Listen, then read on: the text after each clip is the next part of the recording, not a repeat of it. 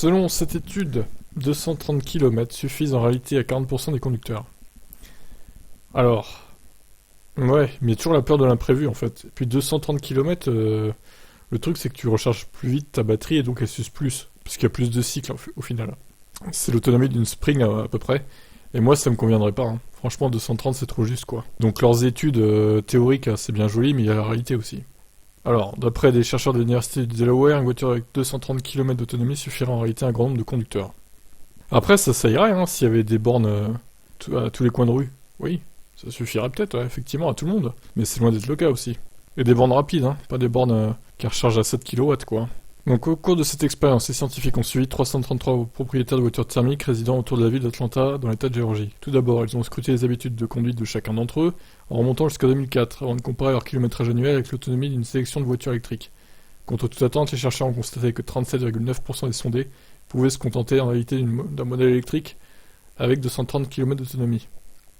Alors 37,9, c'est pas 40 déjà, et ça veut dire qu'à 52,1, 62,1 même, eh bien, qui ne peuvent pas se contenter de ça, en fait, tout simplement. Donc bon, leur étude, là, hein, vaut ce qu'elle vaut, mais pas terrible, hein. Bien entendu, pour avoir plus d'autonomie permet de parcourir de plus longues distances, mais néanmoins, ça représente un coût. Qui dit plus d'autonomie, dit batterie plus imposante et plus lourde, ce qui augmente le prix de la voiture, et son efficacité et son poids. Par ailleurs, une autonomie plus importante fera également grimper le prix. Oui, ça ok.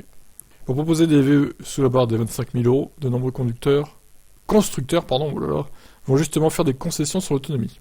Comme la future mystérieuse Model 2 de Tesla. Alors je pense quand même qu'elle aura plus que 230 km d'autonomie, la future Tesla compacte. Minimum 350 quoi, hein. Peut-être même 400. Ou encore la future R5 électrique, qui serait équipée d'une batterie de 22 kWh pour la version la plus petite, qui aurait 270 km en cycle urbain. J'espère qu'avec une telle autonomie, elle sera pas chère, hein. Parce qu'elle aurait moins d'autonomie.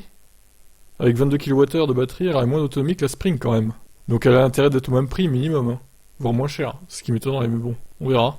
Bon bref, de toute façon, cette étude vaut ce qu'elle vaut.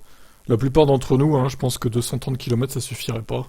C'est bien pour ça que certains en commentaire sont pas encore passés à l'électrique, parce qu'ils veulent des autonomies assez grandes, donc après on peut comprendre, hein. Pour moi le minimum c'est 450 quoi, ouais, comme j'ai avec le Niro, ou comme j'avais avec le Kona. Voilà, ça c'est des bonnes autonomies correctes. Pour moi c'est le minimum syndical. Je vous laisse commenter.